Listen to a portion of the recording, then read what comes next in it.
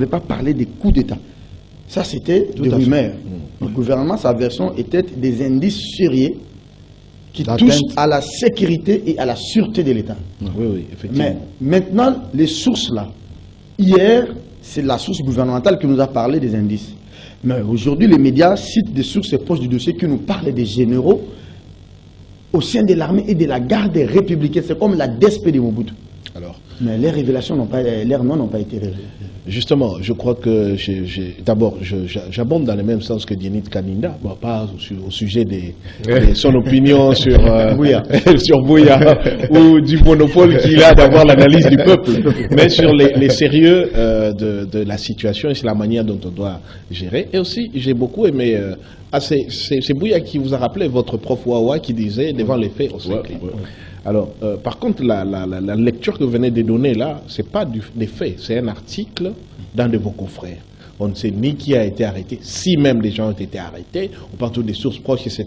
Ça, ce n'est pas avéré. Ce qui est avéré aujourd'hui, c'est que François Béa est en détention. Et là, moi, ça m'est... Et même, on ne peut pas parler de détention si on n'est pas au niveau de services judiciaires dans ces sens. On est encore c'est des OPJ.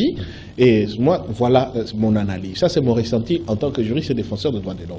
Premièrement, jusqu'aujourd'hui, nous n'avons qu'une seule version de cette affaire, c'est la version officielle. Nous n'avons pas celle de François Béa. Non. Soit, on doit être factuel. Donc, on n'a pas l'autre son des cloches jusque-là.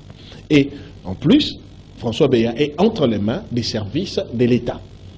Donc, c'est seuls ces services qui nous distillent ce qu'ils veulent bien nous dire. Peut-être aussi ce qui... La raison d'État.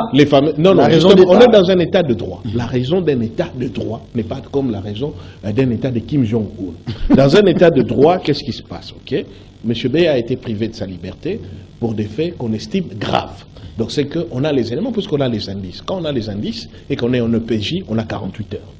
48 heures après, on l'amène devant les magistrats, ce qui n'a toujours pas été fait. Or, vu le rang, vu le rang de la personne, vu la gravité des faits, ça sous-entend qu'il y avait des risques imminents, il fallait les neutraliser et l'amener en justice. Ça n'a pas été fait, c'est malsain. Donc, ça, c'est sur le plan de la procédure. Donc, du coup, il n'a pas accès à l'avocat, il n'a pas la possibilité aussi de porter l'autre son des cloches. Ça, c'est malsain.